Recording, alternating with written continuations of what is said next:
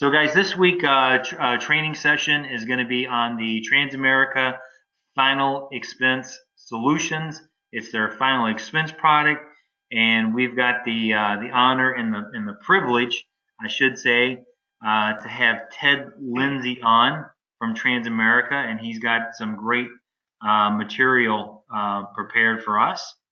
So, with that, Ted, I think you are should be unmuted now. If you wouldn't mind, go ahead and introduce yourself, and then I will turn the controls over to you and allow you to do your presentation. Okay? Sure. So Thank my you. name is obviously Ted Lindsay. I am an internal wholesaler for life products with Transamerica. I have 9 other colleagues. We have the country divided up into different territories. I am responsible for kind of the upper Midwest, upper Plain states, all the way over to Iowa. So I have Michigan, Illinois, Wisconsin, Iowa, Minnesota, North and South Dakota, Wyoming, Montana, and Idaho. I hope I didn't leave anybody out, but yeah. So if you look at those on a map, what you have are thousands of miles and 4 different time zones. There's a tip of Idaho that is in the Pacific time zone, and of course Michigan is in the Eastern time zone. So all 4 time zones, 11 different states, and then I have colleagues who are covering all the other states. So if you're in states other than the ones that I just mentioned, please feel free to reach out to me, and I'm more than happy to share with you the contact information for your internal wholesaler who can help you with your business. Yeah, I have that list, Ted. Actually. Oh, good. Yeah. So, yeah, guys, take advantage of the resources that Transamerica has. I know. I mean, I call Ted probably not as much as I should, but I call him quite a bit on different things. He's always super helpful. So take advantage of your internal sales rep. If it's not Ted, we can find out who it is for your territory. But they have the resources there, and certainly take advantage of it. So with that, Ted, I'm going to go ahead and let's see, click here to make you the presenter. Let's see here. You should have had something pop up on your screen, Ted. Yep. Got it. Okay. Okay. Let's see. Show my screen. So that should be. Yeah. Let me go ahead and showing maximize. my screen right now. Very good. All right. And let me get the consumer brochure up and moved over. There we go. That smaller. That bigger. There we go. Okay. So you should see right now, well, actually in just a moment, there we go. Should see a picture of a lady looking at she's sitting next to a lake, and at the top of the page it says building a legacy. Yep, we got it. Good. Okay, so we're good to go. So here's what Joe asked me to discuss this morning, and I'll try to hit on as much of this as we can in the time allotted. He asked me to do an overview of our final expense product, talk about available riders and how they work, tips on proper field underwriting, how to avoid the phone health interview. Of course, that's not always avoidable, but sometimes you can. We're going to take a little bit deeper dive into that direct express card Social Security billing form, because there's a token, there's a website you have to go to. You put in the client's Social Security number, and it gives you a different number, and that's what goes on the application now. If you put the client's Social Security MasterCard on the application, it will get kicked back to you. So we don't want that to happen. Any questions that people have about the application, we'll talk about tips, common mistakes that people make on the app, and then how to submit the application once it's done. So let's start. Oh, and by the way, I don't know how many folks are on the call this morning, but please feel free that, I know we've got the method of asking questions. So Joe, break in at any time if people have questions, and we'll try to address them as they come up on your screen, so that, because just so that you know, there are no dumb questions, and if you've got the question, probably 4 or 5 or 15 other people on the call have the same question. So please feel free to ask. Joe, interrupt me, and we'll get the question dealt with, and then we'll move on. All right, great point. Yeah, guys, if you have questions during the presentation, just raise your hand, put a question mark, or type your question in, and we'll get it answered for you. All right, I need to make this just a little bit smaller. So no great news to any of you that are on the call. Final expenses can be costly. National median cost of basic services for a funeral, $2,000. Transfer of the deceased, $310. Embalming, all those different prices around there. The median cost of a funeral is about $8,500, and then depending on your location, could be a lot higher than that. When my father-in-law passed here in the Denver area, he was buried in one of the suburbs of Detroit in Michigan and had to be transported. So, I mean, needless to say, that was a major expense. But this page is the one I wanted to focus on. This page talks about our three titles that you'll see when it comes to our final expense product. The main product that you'll be dealing with is called Immediate Solution. If you have a client who says, well, you know, I'm about 10, 12 years away from retirement, I'd like to have this paid off before I retire, isn't there a way that I can kind of pay this ahead? Yes, there is. It's called the 10-pay solution, and we'll talk about that.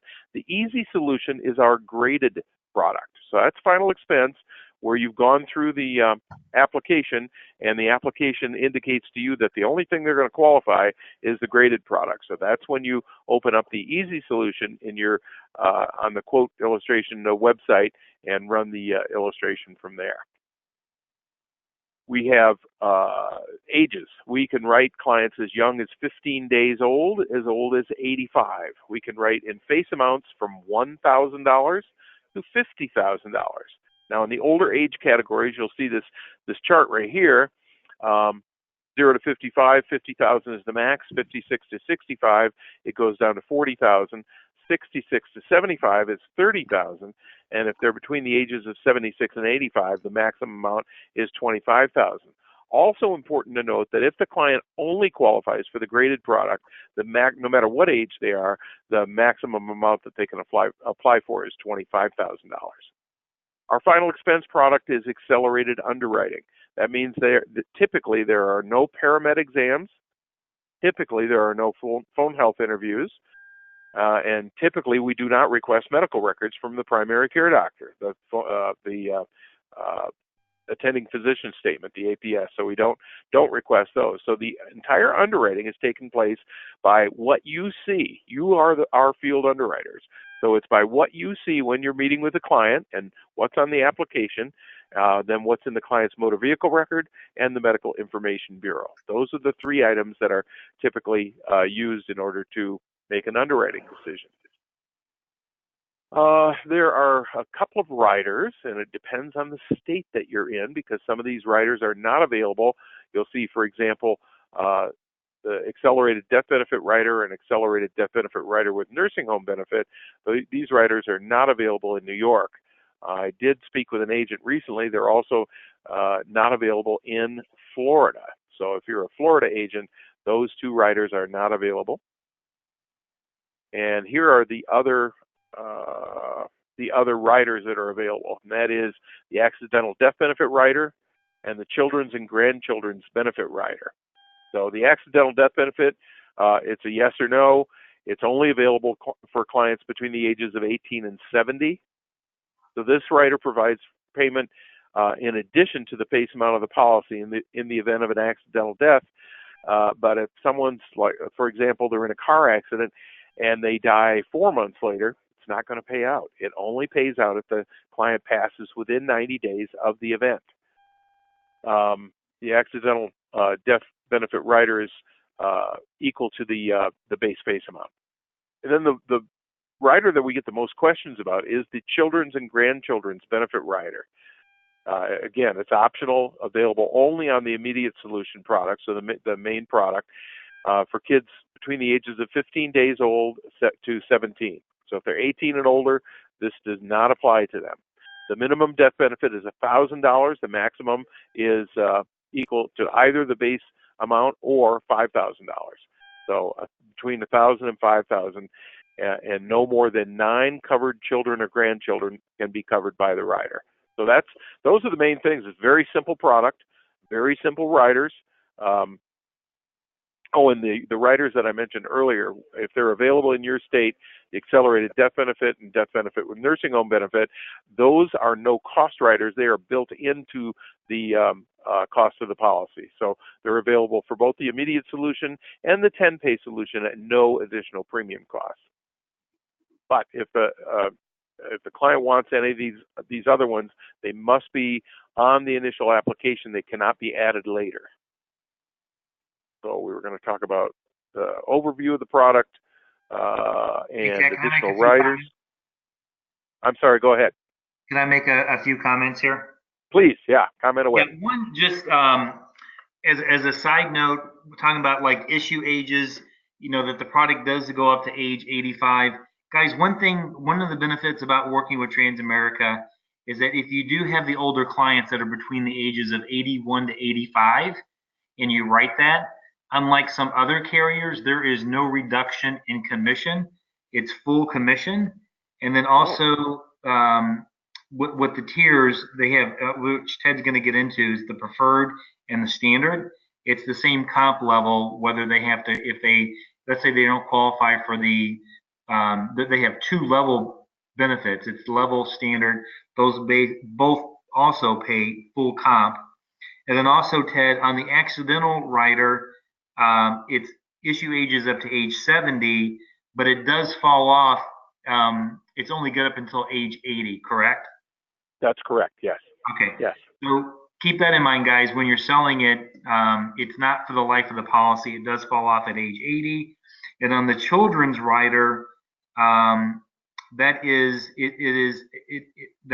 it's convertible up into, I think they can keep it to age 25, but it's only convertible to age 22, if I believe. I believe you're correct, yes. Okay, so guys, when you write, so let's say someone is 15 years old, as an example, they could keep that coverage, they could keep the rider until that child reaches age 25.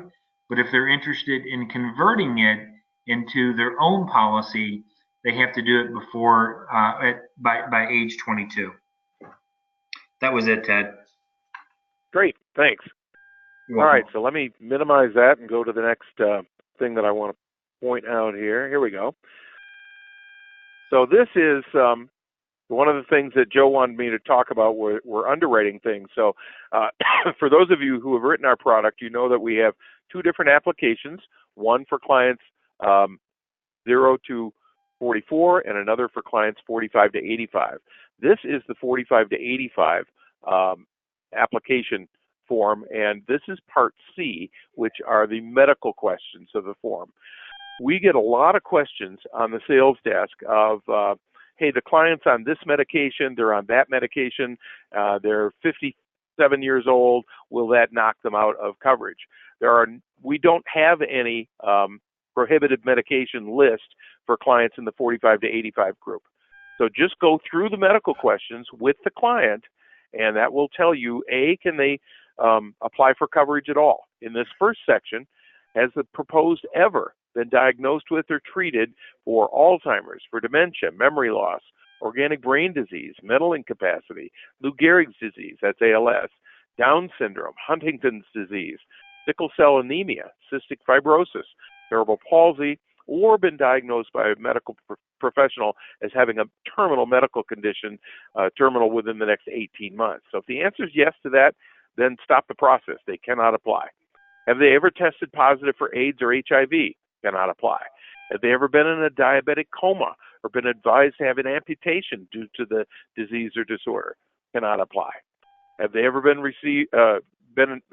have they ever received or been advised to receive an organ transplant other than corneal? So if they've had a kidney transplant or they've had a liver transplant, they cannot apply. So all these are in this first section, this section C2, these are knockout questions. You go to the next section, part C3. If a client answers yes to any one of those, then they can apply, but they can only apply for the graded product, the easy solution product. They cannot apply for the immediate solution product. So if you've already done your pre-work, the work prior to meeting with the client, and the client had answered a question one way when you were on the phone to them, but then they say, oh, yeah, you know what? I remember I did have what the doctors called a TIA, a mini stroke. I had that about 7 or 8 years ago. I don't have any symptoms anymore, but yeah, they said it wasn't a full-blown stroke. It was this mini stroke, and within a couple of days, all the symptoms went away. Okay, so that makes that a yes, and if all questions in Part C are answered no, they can go to C4. If one question in Part C is answered yes, then the proposed insured is potentially eligible for the graded death benefit product. Of course, it's still going to be underwritten, but that's the product that you would actually quote for the client rather than the immediate solution product. And then last but not least, in the last section, it has very different timelines. So up here you can see 4 years for some stuff, in the past 1 year for other stuff. In this section, they're asking in the past 2 years has the client been diagnosed. So here's a typical scenario. You're sitting across the kitchen table. You ask the client, in the past 10 years, or 2 years, I'm sorry, have you received treatment, or have you been diagnosed with angina, and had an aneurysm, vascular, circulatory, or blood disorder, any heart surgery of any kind, including bypass surgery, angioplasty, stent placement, or pacemaker implant, or have you had an irregular heart rhythm such as atrial fibrillation in the past 2 years? Here's your typical answer. Well, you know what? I was diagnosed with atrial fibrillation about 4 years ago. So do you answer yes or no to that question? If it was 4 years ago and he's not had any further treatment in the other than whatever medication he might be on, but if he hasn't had a new incident of that within the past 2 years, the answer is no for there. So remember to reiterate the timeline. Did it happen within the past 2 years? Oh, no, I just wanted you to know that it did happen to me, but it was 4 years ago. Okay, so you answer no there. Did they have a heart attack, a stroke, or a mini stroke within the past 2 years? If the answer is no, you put that in there. And then Part C just kind of blows me away in question number 8, simply because there's so many. As the client had more than 12 seizures. Well, we don't get that very often, but we do get a yes on this one. Have they used insulin? Yes. Okay, well, if they have, then they're going to qualify for standard. They just can't qualify for the preferred health discount. So maybe they use insulin, everything is well controlled. I didn't mention this earlier, but let me mention it now, and please brand this in your brains that for the clients 45 to 85, there is no height and weight chart. We do not even ask the question.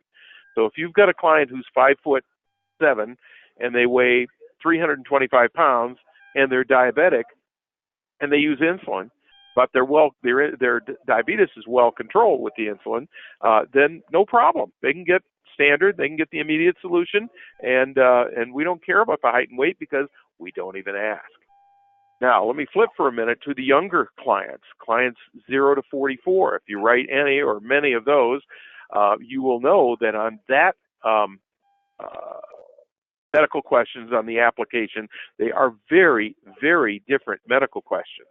For example, let me just scroll back up to the top here for a moment. The question about diabetes in the first section, diabetic coma. Oh, the question's in Part C3. Has the proposed insured been diagnosed with diabetes other than gestational diabetes before the age of 18? So that's the question for the older age group. For the younger age group, it asks, were they diagnosed with diabetes prior to age 20? It's either 28 or 29, I can't remember. So if they were diagnosed, let's say at age 24, then that's going to be a knockout for the younger group, for the younger age group. But it's very liberal for the older age group, and I know that that's where the majority of your sales of this product are anyway. So we're very liberal with that, very forgiving underwriting. Of course, the only downside for those of you who have written our product, you know that our application for final expense is a paper app only. I will give you a ray of hope. The ray is that we're being told that it is being considered to move toward an e-app for our final expense product. Please cross your fingers, your toes, pray, whatever you need to do. But if that happens, I know we're all going to be happy. I can't tell you how many questions, I know we're skipping to another part of the presentation now, but I can't tell you how many questions that I receive from agents where they've gotten a not in good order email from new business, and it's simply because of handwriting. Oh, just couldn't read if that was a 4 or a 9. Oh, okay. So those are really avoidable things. I know we're in a hurry when we're in front of the clients. I've sat in your chair for 16 years before I sat in this chair. So, I understand how easy it is to skip something, to make a mistake, or to write something in such a way that perhaps only someone who's familiar with physician handwriting could interpret what it was you meant.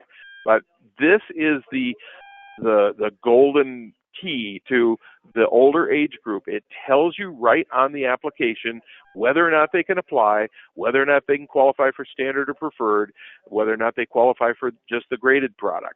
But certainly, if you have questions, if you say, hey, this client had cancer, it was 10 years ago, but let me tell you about the cancer. I mean, it was terrible, and they've been cancer-free for 10 years, but let me tell you about this cancer. We can always get an underwriter on the phone. She will render a decision and say, well, are they undergoing treatment for this? Are they taking that medication? No. Okay, then, yeah, they're good to apply, and, yeah, they could still get standard. Oh, okay. So we can always get an underwriter on the phone. That's always available. Yes, sir. I want to expand and elaborate a little bit on something here. You touched over it a second ago, in section C4, and Yes. it says clearly, within the past 2 years, has the proposed insured been diagnosed with or been treated for or been advised to receive treatment for. And now here's some common ones that we get: the irregular heart rhythm, hepatitis B or C. So for an example, let's say, we have somebody, we're sitting in front of them and they say, you know what, I had hepatitis C, but I took the pill and they cured me of it. And so we ask, well, how long ago was your last treatment? Oh, that was 2.5 years ago. Okay, so Then the answer would be no. the answer If it would was be 2.5 no. years ago, remember the time frame is 2 years. So if they have not been treated within the past 2 years, then the answer would be no for that question.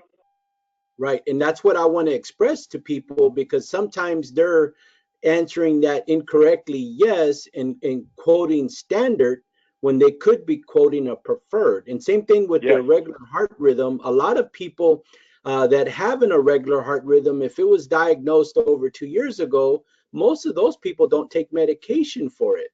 And so they're Right. not being treated for it. So that could be a preferred client. So you just need to make sure that you dig in and slow down when you're reading those questions so that you and your client both understand the question.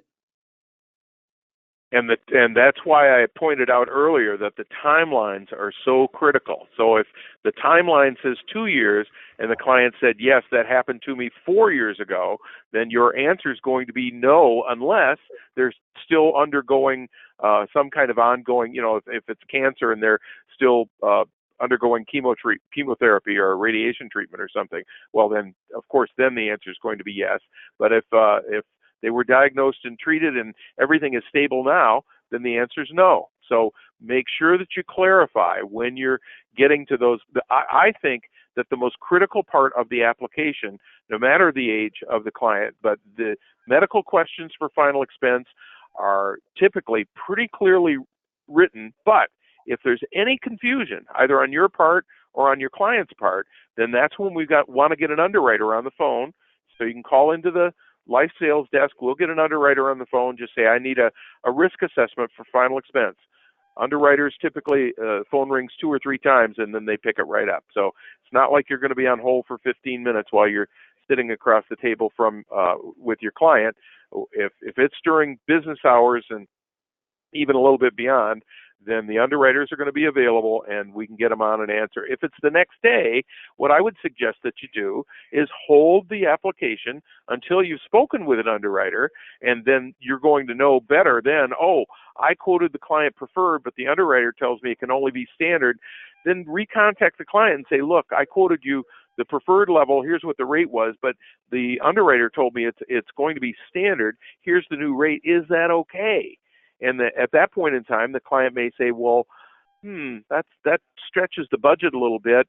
Well, instead of $10,000, tell me what $8,000 would be. and you tell them, and then they say, oh, I can afford that, and then you can change it on the application, a single strike through. Don't try to erase it. Don't white it out. You know you can't do that. A single strike through. You print the word error. You put your initials next to it, and then you put in the new amount. You don't have to fill out a whole new page. Now, if you want to, and it's not a signature page, then that's perfectly okay. Fill out a whole new page if it's going to be more legible that way. We want, the whole legibility thing is pretty critical. Just to wrap up this part of it, though, I did want to stress again that there are very different underwriting guidelines for the younger clients. There is a height and weight chart for the 0 to 44 clients. Diabetes is treated in a very different way. So, and we have a whole underwriting guideline. It's called the Rate and Underwriting Guide book for final expense. You can download that, or you can order one and have it sent to you. You don't need 50 of them because it's not something you can give to clients. It's just for you. But I would encourage you, if you don't have one, or if you don't have it on your tablet, or if you don't have it on your smartphone that you can call up, or if you don't have a hard copy, by all means, get a copy. And if you don't know how to, let me know, and I'll get a copy to you or show you how to get one. But that is for that younger age group, that is really, really important. Now, if you don't write the younger age group at all, or very seldom write them, then it's something that you can laminate and just put in your briefcase, and maybe you're only going to pull it out once or twice a month. But for those of you who are writing the older age group, then it's not something you're going to need, but you certainly need it for the younger ones. All right, now let's talk about this new form. Oh, Ted, can you go back to your to the application screen real quick? Be glad to. You bet. Just one thing. I just want to point out one thing, and I got messed up on this. I don't know, probably many years ago, and that is go down so we can see, scroll so we can see the part C4 question. There we are, right there. There. So in the very first one, question 8, number A, the second sentence, second line asks about pacemaker. And where I got thrown off once is that I read the question within the past 2 years, and the client had a pacemaker put in, but the pacemaker he had put in was like 4 years ago. So I figured, you know what? I'm in the clear because it was over 4 years ago. But what I found out is that a pacemaker is still considered treatment for an irregular heartbeat, and the client went from what I thought would have been preferred to standard. So for you agents out there, if you have a client that does have a pacemaker, even if it was installed over 2 years ago, it's always going to be standard, because a pacemaker is considered ongoing treatment for an irregular heartbeat. And that's the only comment I wanted to make on that, Ted. That's a very, very good point. Thank you for that. That's great. No I problem. also want to make one other comment too, real quick, regarding pacemaker. I had a case where the guy had a replacement pacemaker put in within the 2-year period, and underwriting told me, because it was a replacement, that question, would still, I guess, be answered no, but I guess yes to the irregular heart rhythm. But what they told me was he was eligible for standard, and they said that typical heart pacemakers last about 10 to 12 years, and then they have to be replaced. So as long as it's not the original pacemaker. Good point. And again, any questions that you have around appliances like that, or a recent treatment that its clients had, or something like that, then that's a great time to get an underwriter on the phone. It's always better to check it out so that you know for sure, and most importantly, that you're giving correct and current information to your client, because you know how it is. You quote somebody preferred, and then you come back and say, oh, you got approved, but it's standard. It feels like a slap in the face. However, if you say, this is going to prevent you from qualifying for preferred, so just to be on the safe side, let's let's run the illustration at standard. If you qualify for preferred, they'll give it to you, but let's run it at standard. And then you have the conversation at the end of, hey, guess what? You not only got approved, but you got approved with preferred, and it's going to be less expensive. Now you've given them two pieces of good news. You got approved, and it's cheaper. Gee, what a nice thing. So you're a hero for them.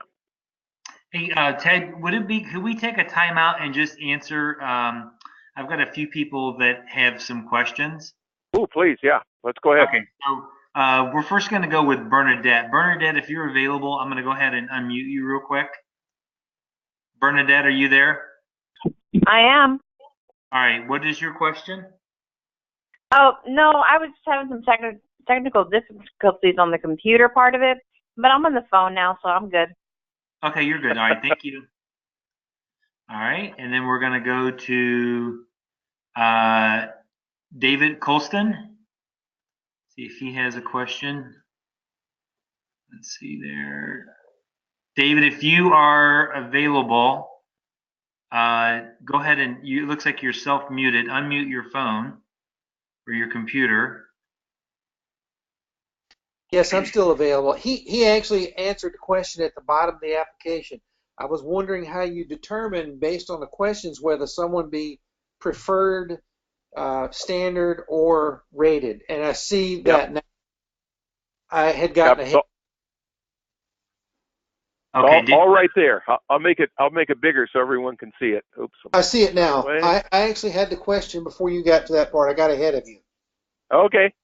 Cool. No worries. Right. David, anything else we can answer for you? No, that was it. All right. Yeah. If you have any more questions, just let us know. Okay. Okay. Thank you. And let's see. We may have one more. Let's see. Yep. Hyman has a question. And he's self-muted. Richard James, also. are you there? Yep. James Cano, are you there? Self-muted. Richard also has his hand up. Oh yeah, okay. Richard, you're go ahead and unmute. Hey Joe, thanks. I just wanted to touch on the Hep C because I'm actually going through that with a client right now. I have a client that took Harvoni and he's been cured. It's been over the 2 years. And I spoke to the underwriter, and TA still they do require lab results showing negative for Hep C. So just wanted to make that a point that they will require. It's a great point, Richard, because I had that happen too. That they did want the last blood results. So guys, keep that in mind. If they've taken the Harmony and they are cured, get the lab results so you can send that in. Yep. See if there's anybody else. And those lab results should be readily available because they don't know if they're cured or not until they've done the post-treatment lab work. So it should be in the doctor's record, not a problem. Perfect. All right, Ted, I'm going to turn it back over to you, sir. We're good to go to move on. All righty, good. Let's move on then to the Social Security benefit payment form. So if you do not have this form in your kits right now, I would ask that you take this form out of your kit and take the form that you have right now and throw it away, print this one, and put it in any pre-printed kits that you might have. And here's the difference. It's down here in Section C where it says Direct Express MasterCard. Note that this card starts with 5332, and it's this part right here, the PC token number. You have to go to a website, https://creditcardtoken.transamerica.com to get a secure token number. So what you're doing is you're putting in their Direct Express MasterCard number into this website. The website's going to spit back to you a token number, and the token number is what you put on the application. Why are we doing this? Well, we've all heard in the news in the past couple of years about Target getting hacked, about Experian getting hacked. several other retailers and things like that. So basically, Transamerica is doing this out of an abundance of caution because we don't want the negative press, and also because we don't want to expose clients' personal data. But we're doing this so that we're not having their credit card information that is being uploaded to a computer, so it could be hacked there. It's being faxed. I don't think faxes can be hacked, but you've got the possibility of having some personal data in your own personal files that the HIPAA rules apply to as well. So make sure that if they're paying with the Direct Express MasterCard, that the form that you're using has this credit card token website on it, and make sure you go to the website and put the token number in. Now, I'm going to anticipate a question I can hear from in the minds of several of you on the call. Well, my client lives out in the middle of Podunk, and I don't have any internet access there. That's okay. Write the Direct Express MasterCard number down somewhere else that's secure, and when you get back to your office or back to your home and you do have internet access, then go to the website and put it in. But you will need, of course, the cardholder's signature, the client's signature, and the date before you leave. So tell them, because I don't have internet access, I can't put that token number in, but you can fill in all the rest of the information. But that is a critically important form. The notification about this did go out to all general agencies and all IMOs that Transamerica works with, but I understand, having sat in your chair, how many email messages all of you get every single day, and you're trying to run around and keep appointments and deliver policies and things like that. It's easy to overlook, and certainly not with your agency, but with some agencies we found that the message didn't always trickle down to the agent. So we just want to make sure that you're all aware of that. If any of you write any business with Transamerica other than Final Expense, if you do term life insurance and they want to make the initial payment on their credit card, it's the same deal. You got to go to this token website, and you don't put the credit card number on the actual application. You put the token number in. Protects the client, protects you. Now, you don't have the credit card information sitting on the back seat of your car, and somebody breaks into your car, and all of a sudden now the client's at risk. So that was really the only thing I wanted to bring up about the Social Security billing form. It's relatively new. There wasn't a blend-in time or anything like that. It's effective immediately. So if you submitted applications earlier this week and they had the Direct Express MasterCard on them, then expect to hear a not in good order email back from new business saying, "Hey, we need the token number on this." Well, So Ted, that's really about all about that I wanted to mention. Yeah, I thank you, because I was not aware of this. I knew there was a new form. I had no idea about the PCI token number. And I just went to the website. Guys, what I would recommend is on your smartphone, go to this website, pull up the page, and then save it as a favorite, and upload it to your home screen and put it right next to your Transamerica quoting app. And that way Really it's good right there all the suggestion. time. Yes. That's what I'm doing right now. Really good suggestion. To be forewarned is to be forearmed. So that way you've got it there. You can handle it. Now, certainly not everyone pays with their Direct Express MasterCard, but I know a fairly decent number of clients do. So for the ones that do, then you've got the stuff available to you so that you can get to the token number right on your smartphone. Because sometimes, even if you don't have, if you use a tablet or a laptop, I'm old-fashioned. I used to carry a laptop into my clients' homes. But if I didn't have internet access and didn't want to create a hotspot because that costs extra money with my carrier, then if I've got it on my smartphone, then you can get to it. So that's really the main thing I wanted to point out with the Social Security billing form. It's new, and I think Joe pointed out very correctly that it wasn't necessarily communicated in the clearest of fashions. There was a communication that, hey, there's a new form, but we didn't say why. So the why is it's this token thing. That's the why. Hey, I have a question All right. regarding this Go form. ahead. Yeah. So if we use this form not for Direct Express, but for a bank draft, like for example, I just did one a couple of days ago. The Yep. lady receives her benefit on the second Wednesday of the month. And Okay. so I use this form for a bank withdrawal. My question to you is, do I get paid advanced commission or is it as earned because I use this form? That is a great question, and all things that are related to commissions, I would have to direct you to our commissions department. They don't share any of that information with us because we have so many different contracts with so many different general agencies. They know that we would probably screw it up, so they just don't share any of it with us. So, Okay. yeah, I would encourage you to call our commissions department and say, hey, with this type of product, if it's drafting, as a general rule, folks generally get paid after the draft has occurred, but I certainly would not label that as a blanket rule. It's not true in every instance. And then my other question regarding the Direct Express card, since we're using that token number, will this resolve issues where when the card expires or is replaced, with us not having to like go out and get it a new form signed, or we still have to do that? Yeah, I think you're probably still going to have to do it because the token number is assigned from not only the numbers that are on that Direct Express MasterCard, but also the expiration date. So if it expires, yeah, and you wouldn't have to go out if the client does have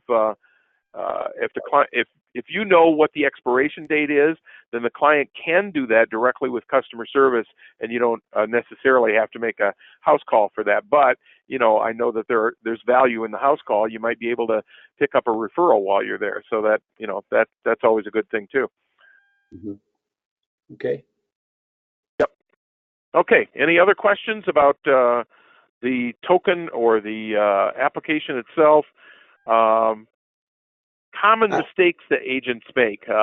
Since it is a paper application, I will tell you that it is very common for things like, just, the simple, easy things like, oh, I forgot to check a box, or I forgot to put the date in, or where it says proposed insured signature, like on this form, I didn't get the client to sign there.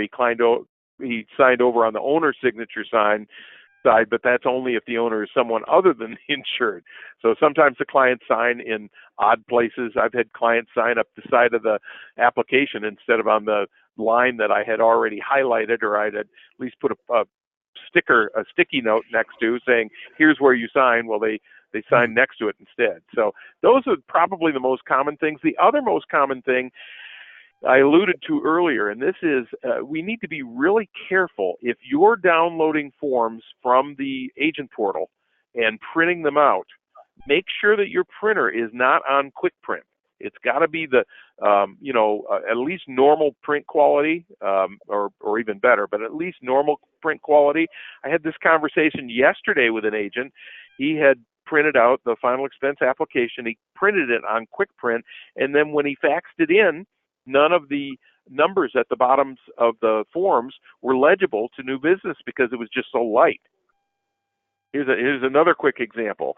A client received a not in good order, or an agent received a not in good order notification, and he went out to the client's home. He got the signature on the new form, and he decided he was going to take a picture of it with his phone and then upload it and send it as a JPEG, send it as a picture attachment to his email.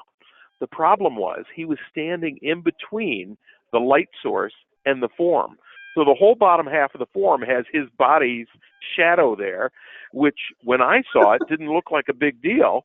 It didn't look like a big deal, but when it was uploaded and sent to new business, they couldn't read the whole signature part of the form because his shadow was there. So it's really mundane, simple kinds of things that we think, oh, well, I'm looking at the form and I can read it. But keep in mind that if you're faxing it in, there's a degradation in quality always.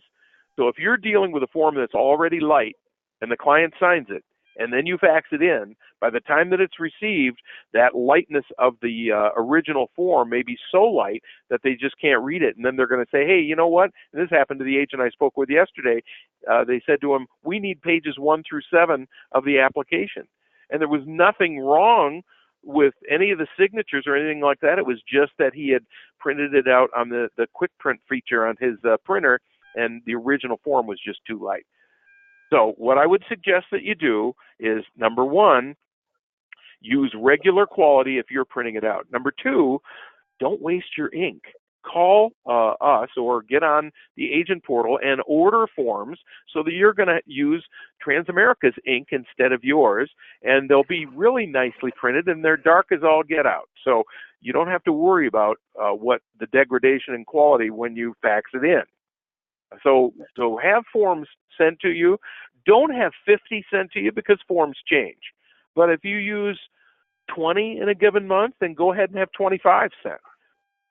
You know, I will tell you that when I stopped selling for a particular company, I was putting out boxes and boxes out on the curb for my trash recycling because I just had all these applications for that company, and the company didn't go out of business, but they stopped selling that particular product, and I had all these forms sitting in my file cabinet, couldn't use them anymore. So out they went to the curb, and so order what you need, and maybe even a little bit more than what you need.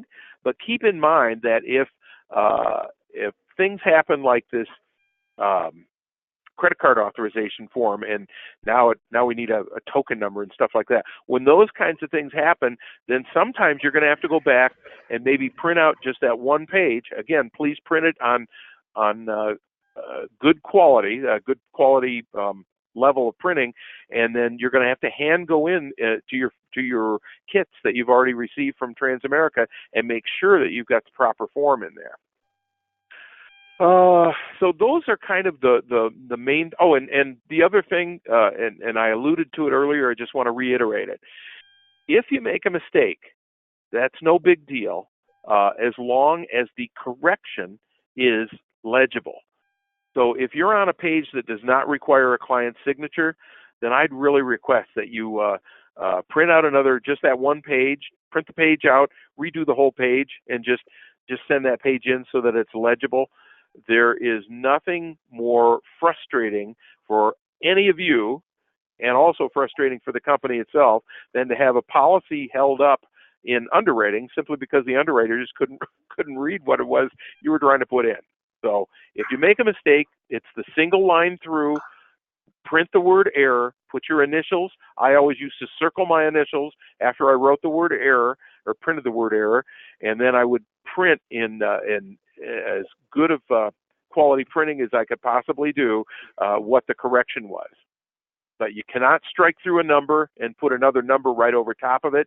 That's a no-go. Strike through the entire number and then write the new number above it, next to it, wherever it fits. But anything that looks like, keep in mind the folks that are reading these applications you're sending in.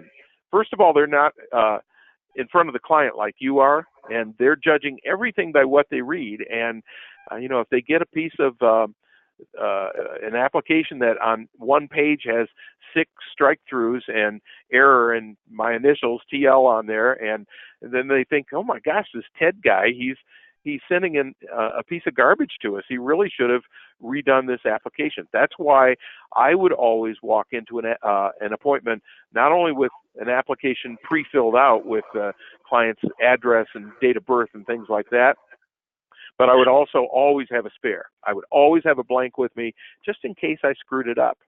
And being a human and being the kind of human that I am, I used to screw up a lot. So, I know it's easy to make those mistakes. We're in a hurry. You're thinking about your next appointment. The client tells you one thing and you write it down, and then, oh, nope, I'm sorry. That was 2 years ago. And then you have to change it. So, I know that things change.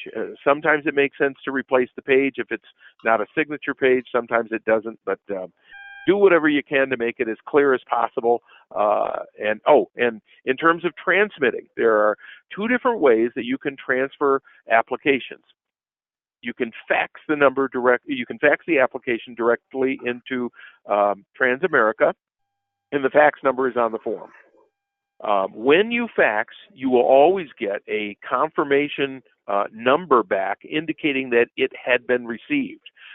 Don't lose that number until the application actually shows up in the agent portal as new business for you, because now it's got a policy number assigned to it. But if 2 days later you're not seeing the application at all, it's not there, and you call into new business, the first thing they're going to ask you is, well, if you faxed it, what's the fax confirmation number? They can find it that way. They cannot find it if you just, give your name and the client's name. The other way that you can send applications in is that you can image it and send it as an email attachment on the agent portal.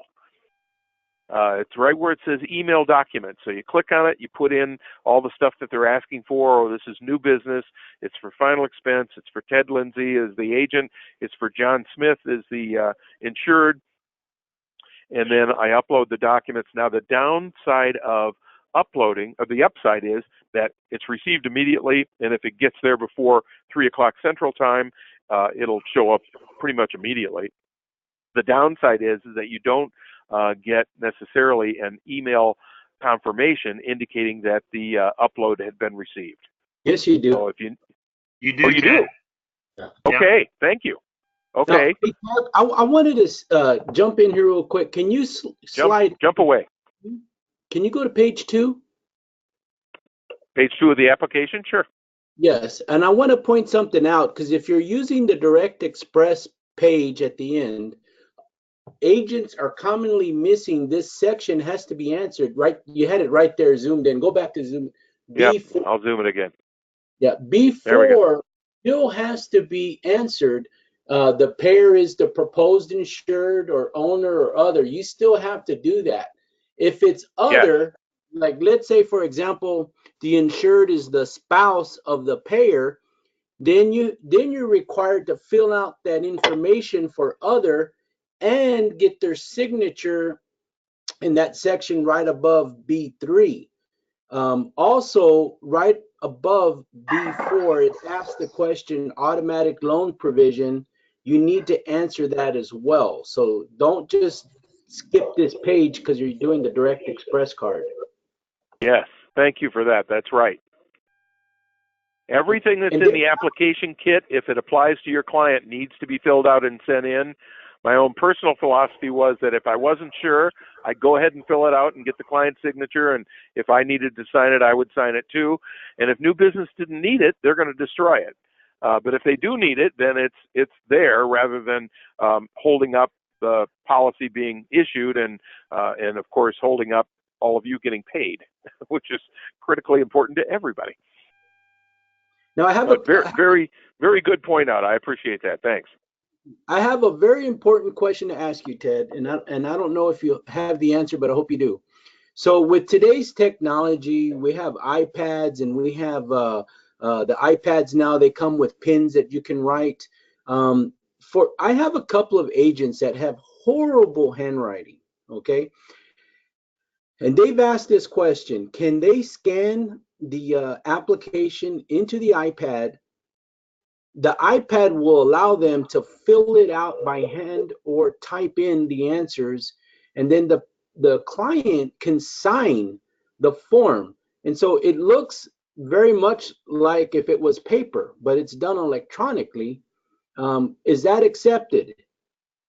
It is my understanding that at the current time that is not accepted. So what I would suggest that agent do is just print out the pages that have to be wet signed by the applicant and by the agent. Just print out the signature pages, and then those can always be filled in, by hand or however. I know with a lot of our applications, the one that I have open right now, it is a fillable PDF, so you can go ahead while you're on your laptop or your tablet and fill in the PDF. But you have to the signature pages have to have a wet signature, at least right now. Okay, thank you. Yeah. Yeah. So we hope that, you know, in the days in the future, we hope not too distant future, when e-apps are going to be accepted, that then we could also do it as you stated. The client could electronically sign on a PDF on the agent's tablet, and that would be accepted as well. But to the best of my understanding, that is currently not an acceptable way for the just for the final expense product. For any of you who sell term, you already know that our term product does have an e-app available for it. So both of our Trendsetter Super and Trendsetter LB can be applied for as an e-app. Also has a paper application available, but if you like using e-apps, then that's a good couple of products that you can actually use the e-app for. Are there any other questions that folks have who are on here? I know that they're waiting to hear your announcement about No. the other thing, but any other questions that folks have? Any hands up that we need to make sure we address? Oh, well, I guess I did have a question. You're talking about making mistakes and putting a line through it, writing the word error and initialing it. At what point in time does the client need to initial mistakes? I would certainly have the the client initial anything that has to do with payment and or the health questions that are on the application. Yeah. So if you'd already checked no, for example, and you have to change it to yes or vice versa, I'd put my initial, but then I'd ask the client to initial it as well. Yeah. Well, But that's a good point. To that, do not initial the health questions, because they will come back and send an amendment that needs to be signed. Yeah, just write a new page. I would recommend just write a new page. Yeah, and it's not a signature page, so you might as well just redo it. Yeah.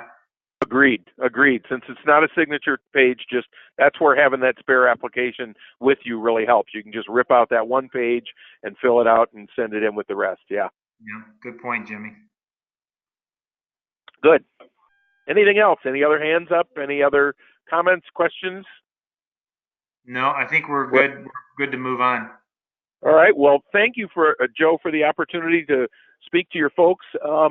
And just want to say, to remind everyone that we not only have a sales desk that has 20 people answering the phones all the time, but half of those people are internal wholesalers like I am. So we make outgoing calls as well, and anything that any of us can do to answer questions, to make doing business with Transamerica as easy as possible, both for you and your clients, let us know. We want to earn your business, and we want to make sure that, not just because of our having good prices on our final expense product, but also because Transamerica pays you well and pays you promptly and those kinds of things, that it's a pleasure for you to do business with us too. So thank you, all you Senior Solutions folks, for the business that you've written with us, and we look forward to continue to work with you this year. Awesome. Thank you so much, Ted. Thanks for being on the call. This has been very helpful and very insightful. You're very welcome, and anything that I can do in the future to either do another one of these, or if you want other products talked about, feel free to let me know, Joe. Yeah, absolutely. Yeah. In fact, I really want you back on in the future, because we need to have a seminar on the term and the FFIUL as well. Yes. Yeah. Yep. Yeah, we can do those as two separate ones, but I mean, the nice thing about our term product that has living benefits built into it, our financial foundations IUL has the same living benefits built into it. So